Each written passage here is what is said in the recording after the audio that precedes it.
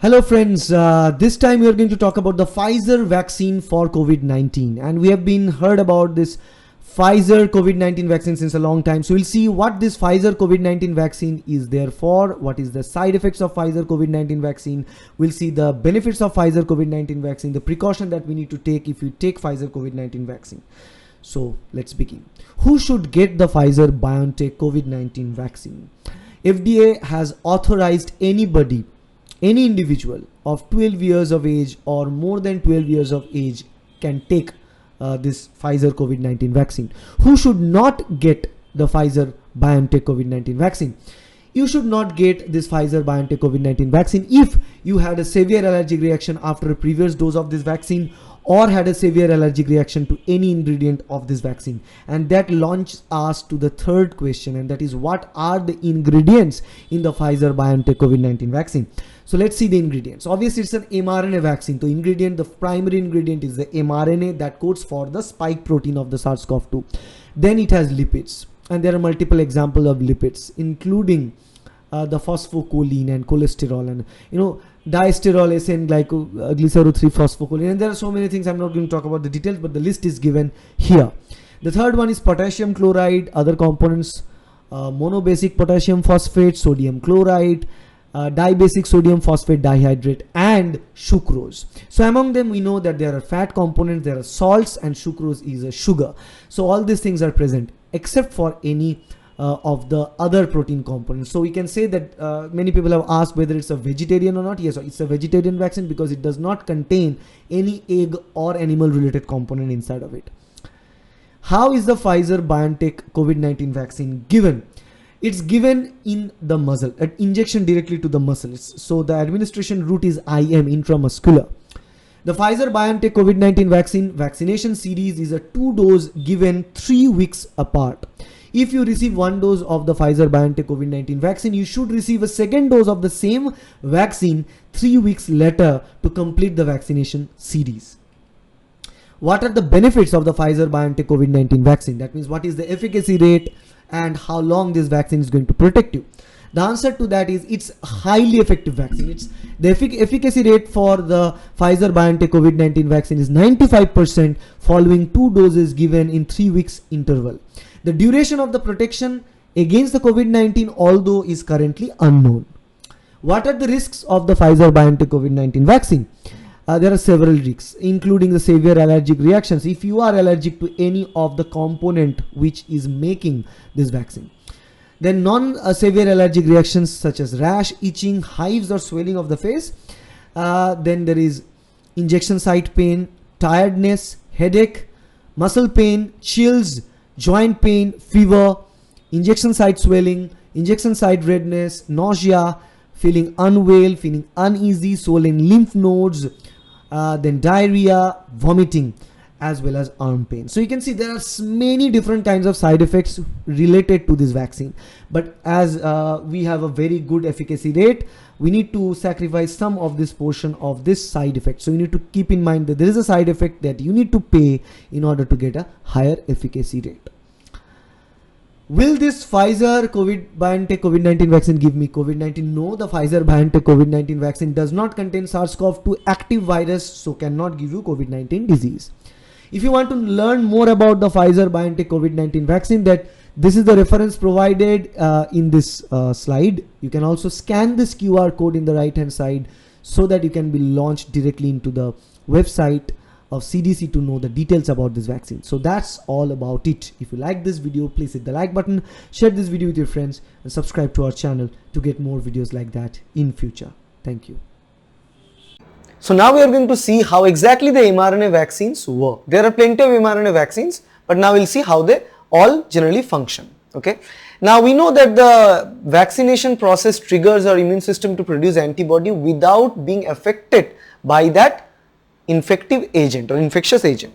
So in this case of mRNA vaccine, be it Moderna vaccine or Johnson & Johnson vaccine or any other mRNA vaccine, the process is simple, that the vaccine itself, the vaccine itself contains mRNA as an active ingredient, Along with mRNA, there are different fat molecules, sucrose, and many other things are there. But actually, it's the mRNA which we are looking for, right? Which will actually instigate our immune system to produce antibodies.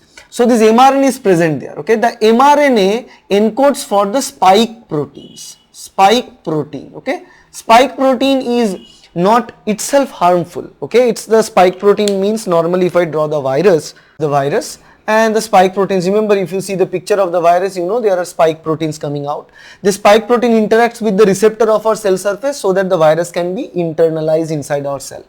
So we just take the mRNA that makes the spike protein, because mRNA is coded into protein via the process known as translation. So the mRNA that makes the spike protein, that's what we take. And now this mRNA is inserted in our body intramuscularly through muscle. Okay, here for example we take the injection, mRNA is inserted, mRNA for the spike protein is inserted.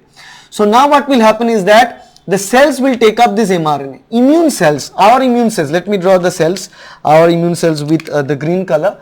Our immune system cells take up this, okay, any kind of, I am not specifying any, let's talk about any kind of immune cells in the body. Okay, I am not specifying anything. So immune cells take up this mRNA, and the moment they take up this mRNA, they make the protein, they make the spike protein here. And once the immune cells start making the spike proteins, they know that this protein is not our own body protein, and the immune system has this special sense of detecting what is self, what is non-self. Okay, and once they make this protein, the spike protein, they immediately know that this is a non-self protein, this is not a self protein. So they destroy itself. So what they simply do is that normally there are specific immune system cells. Okay, now normally if body cells take up this mRNA, they will make this protein, and after making the protein the cells die, and these protein components are floating now in the body. And there are other immune systems cells in our body who can take up this protein and showcase this protein. For example, let me draw another immune system cell here, just a minute. This is another immune system cell, and this immune system cell is engulfing this protein inside first. They will take this protein inside first, and then they will showcase this protein outside to rest of the immune system. It shows that, look what I got something which is not ours, which is outside of ours, coming in from outside. That means there must be some infection, there must be some virus, there must be some bacteria. Okay, this kind of immune system cells are known as antigen presenting cells. We are not going into the details there, but these cells, when they showcase this, the fragment of spike protein which is known as antigen here, okay, whenever they showcase this, then the whole immune system will come into the action. They will be in contact with this cell showing the antigen, and they try to recognize what kind of protein it is, what kind of protein, what is the source, and based on this protein's nature, they will signal the immune system. Again, this was the cell mediated, this is the cellular mode of immunity. They will signal the humoral mode of immunity, particularly here, to produce antibody, specific antibody against this antigen, in this case the spike protein. So now this antibody, Y-shaped structure, I told you earlier, this antibody, they can bind to this antigen specifically, and antibody are named after that, like antigen means antibody generator. Okay, so because this antigen, whenever it comes inside our body, antibody will be produced. They are antigen generators. The moment our body receives this antigen, antibody generators or antigens, the antibody will start being produced by B cells of our immune system, and the B cells are converted to what is known as plasma cells, and these plasma cells are the factories that are producing the specific antibody against this antigen, this spike protein.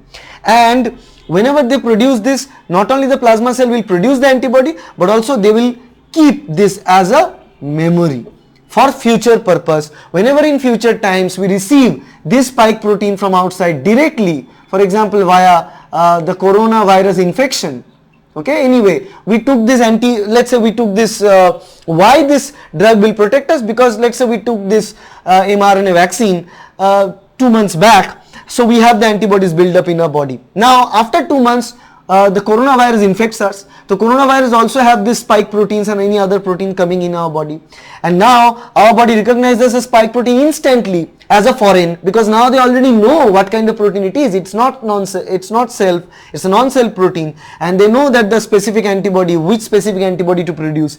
Now the antibody will be present for months to come, 4 months, 5 months, 6 months, 8 months, 10 months, depending. We don't know exactly for how long it's going to protect us, because the antibody will be there. But apart from the antibody, the memory cells will be there. Even after years, once the antibody is depleted, but still the memory cells are there, memory cells will be staying there for a long period of time, that whenever there is a same viral attack, these memory cells start producing the same antibody without wasting time. So the response will be very fast. So even if you get infected in future, but the response of your body will be very fast, that will protect you against that viral infection.